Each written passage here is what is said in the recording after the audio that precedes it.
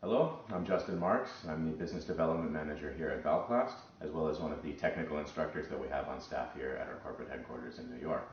And today I'm going to show you how to properly adjust and insert a Valplast Flexible Partial. So what we're going to use to do this is a number 13 greenstone, which we make available through our Valplast branded line of products. We're going to use this on a slow-speed handpiece and gently remove some of the peripheral border and some of the clasp extensions so that the partial fits better. This is the box of number 13 greenstones that we offer from Valplast.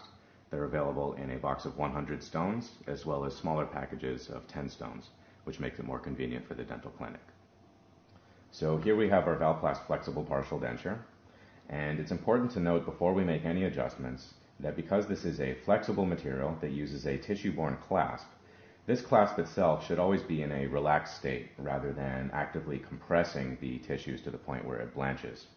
So if the clasp itself does need an adjustment because it's too tight or too loose, there's another technique that we would recommend for doing that rather than actually grinding on the material.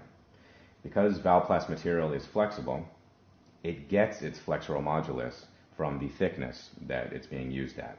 And we don't want to make the material too flexible by thinning it out too much and grinding it down.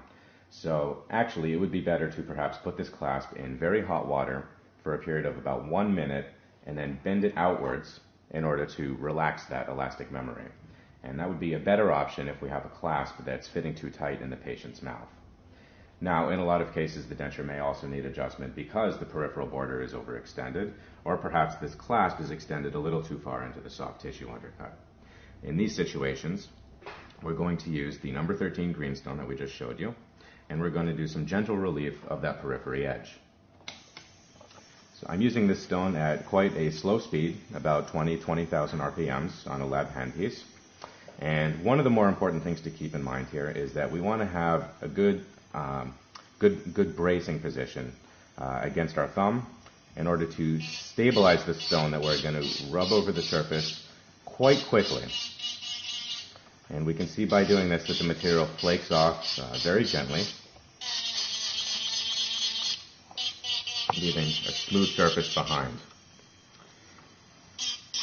Most of the adjustments that will be necessary for a Valplast are going to occur on the peripheral border, or in some cases inside a clasp, usually against mesial and distal undercuts that need some relief. Now, in a lot of cases, these white fibers can be removed just from the greenstone itself, and in a lot of cases, we don't even need to use a blade or a rubber wheel to go over it afterwards. So if we're looking just to reduce the periphery edge, this will do a good job of that. And we could do the same thing if the clasp is perhaps overextended. Now, with the Valplast clasp, it is important to note that these do engage tissue undercuts for retention. So we don't want to relieve the border so much that the clasp is rendered unretentive.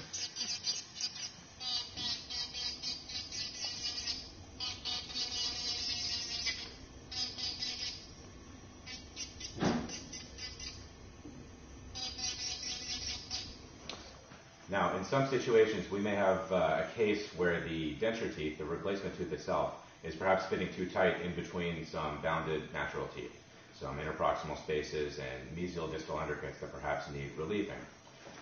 So in order to do this, we're going to again use the greenstone, and the shape and the size of this allows us to get in the tissue-borne areas here and relieve this distal undercut next to the abutment tooth.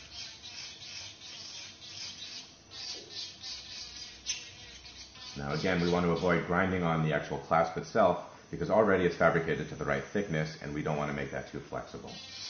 So here we're just grinding on this surface.